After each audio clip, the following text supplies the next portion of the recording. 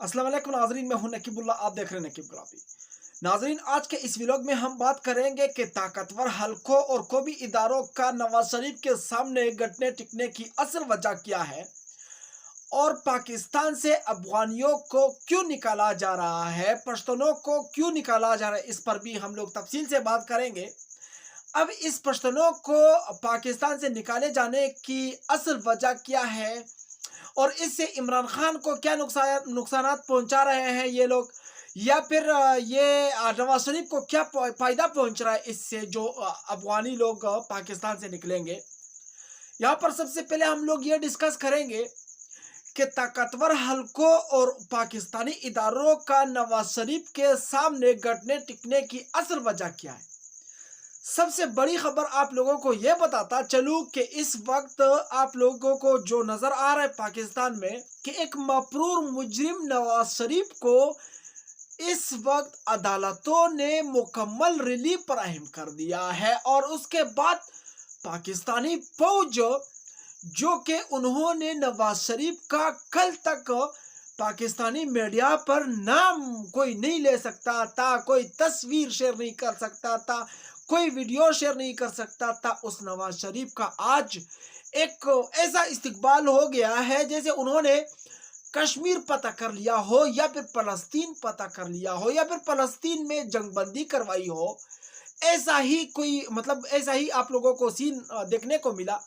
लेकिन यहाँ पर आप लोगों को बताता चलूं कि रियासती मशीनरी भी यूज हुई नवाज शरीफ के इस्तकबाल में और उसके जलसे में, यहाँ तक कि सरकारी गाड़ियों में लोगों को जलसगाह तक पहुंचाया गया। इसकी सबसे बड़ी वजह क्या है, आखिर ये क्यों किया जा रहा है। यहाँ पर ये मसला क्या बन गया है कि कल तक इस्टेब्लिशमेंट नवाज शरीफ की दुश्मन बनी हुई थी, उसका नाम टीवी पर नहीं आने दे रहे थे, उसका तस्वीर, उसका तकरीर, उसका फोटो भी टीवी पर नहीं आने दे रहे थे। उसी नवाज शरीफ को आज एक शाहाना प्रोटोकॉल मिला और सरकारी गाड़ियों में यहाँ तक कि जो पेमेंट हुआ है वो भी निगरान हुकूमत ने किया है लोगों का, जो कि लोगों को दिहाड़ी पर ला रहे थे।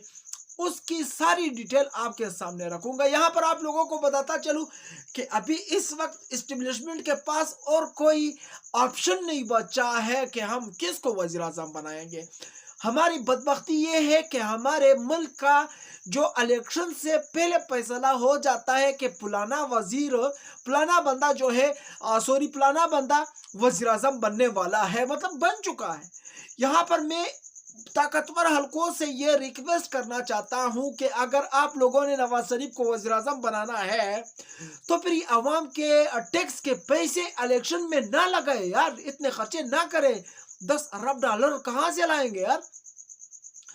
आप लोग ऐसे करें, सीधे नवाज शरीफ को वज़ीर आज़म हाउस ले जाए, वहां पर उससे हेल्प लेना हो या नहीं लेना हो वो आप लोगों की मर्जी। भाई हेल्प के मुताबिक तो कोई काम होता ही नहीं है आजकल, तो क्यों ना यार हम लोग उसको सीधा कुर्सी पर बिठा देते हैं, उसको वज़ीर आज़म बना देते हैं। अवाम माने या ना माने, वैसे भी आप लोगों के पास ताकत है, आप लोग अवाम पर गोली चला सकते हैं, शेल बरसा सकते हैं, क्या क्या नहीं कर सकते हैं यार पाकिस्तानी अवाम के खिलाफ।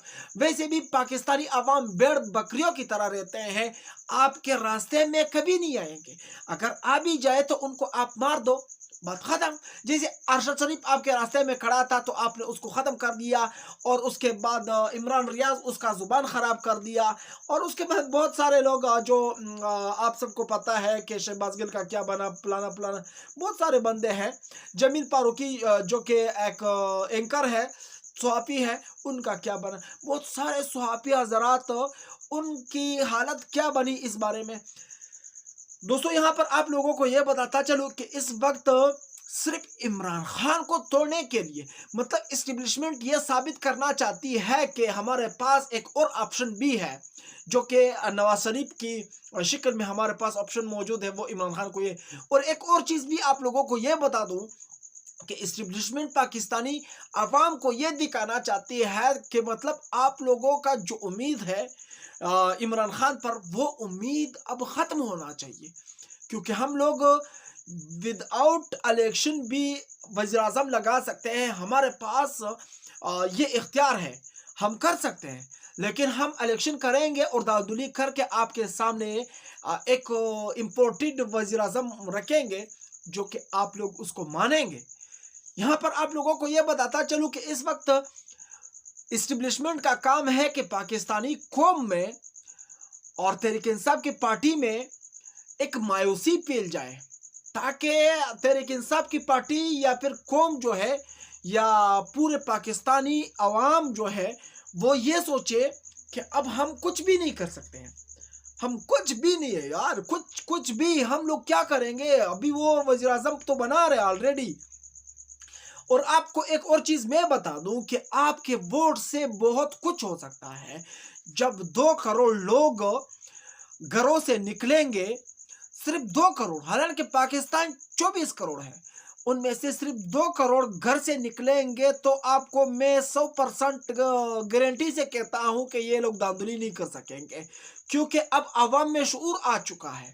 یہ لوگ کتنی دھاندلی کریں گے، کہاں تک دھاندلی کریں گے؟ دھاندلی نہیں ہو سکتی۔ آپ لوگوں نے بالکل تیاری کرنا ہے اور یہ سوچنا ہے کہ ہم لوگوں نے 50 یا 40 یا 30 مطلب ہر بندہ یہ فرض کر لے کہ 10 بندے تو میں ڈھونڈ کر لاؤں گا اور ان سے ووٹ ڈلواؤں گا اور ان کا خرچہ میں کروں گا، ان کو وہ پولنگ سٹیشن تک میں پہنچاؤں گا۔ آپ لوگوں نے یہ ذمہ داری لینی ہے، باقی جیت اور ہار اللہ کے ہاتھ میں ہے، اور ہم لوگوں نے بالکل بھی یہ حوصلہ نہیں ہارنا ہے۔ یہاں پر آپ لوگوں کو یہ بتاتا چلوں کہ عمران خان کا طاقت توڑنے کے لیے افغانیوں کو ایک بار پھر ذلیل کیا جا رہا ہے، افغانیوں کو پاکستان سے نکال رہے ہیں، حالانکہ یہ سب عمران خان کے لیے ہو رہا ہے۔ بھائی پاکستان سے اگر آپ افغانی نکالیں گے، اس سے پاکستان کا نقصان ہو رہا ہے یا فائدہ؟ جہاں تک میرا خیال ہے، یا میں نے مطلب اس پر سرچ کیا ہے، میں نے معلومات کیا ہے، اس میں پاکستان کا نقصان ہو رہا ہے، کیونکہ اس وقت جو کوئٹہ میں ہے یا کراچی میں ہے، جو سب سے بڑے بزنس مین ہیں وہ افغانستان سے آئے ہوئے ہیں، کیونکہ افغانستان میں جب جنگ لگی ہوئی تھی پچھلے 40 سال سے، وہاں پر جو بڑے بزنس مین تھے افغانستان کے وہ سارے پاکستان منتقل ہو گئے، گھر لائے، یہاں پر اپنا شناختی کارڈ سب کچھ رجسٹر کر دیا یہاں پر، اور انہوں نے یہاں پر اپنے جائیداد اپنے کاروبار سیٹ کر لیے۔ اب جو پاکستان میں وہ کاروبار کر رہے ہیں تو پاکستان کا آدھا معیشت وہی چلا رہے ہیں۔ اگر آپ ان کو یہاں سے نکالیں گے، ان کو دھکا دے کر باہر کریں گے بارڈری لائن سے، تو پھر پاکستان کا جو معیشت کا پہیہ ہے وہ ایک بار پھر رک جائے گا۔ جو بڑے بزنس مین ہیں وہ نکل جائیں گے تو کاروبار کون کرے گا؟ ہم تو 2 وقت کی روٹی نہیں ڈھونڈ سکتے ہیں۔ سو ناظرین، آپ لوگوں کا اس رپورٹ پر کیا کہنا ہے وہ آپ لوگ مجھے کمنٹ میں ضرور بتائیے۔ میں چلتا ہوں، انشاءاللہ نیکسٹ ویلوگ میں ملوں گا اگر زندگی رہی۔ اللہ حافظ۔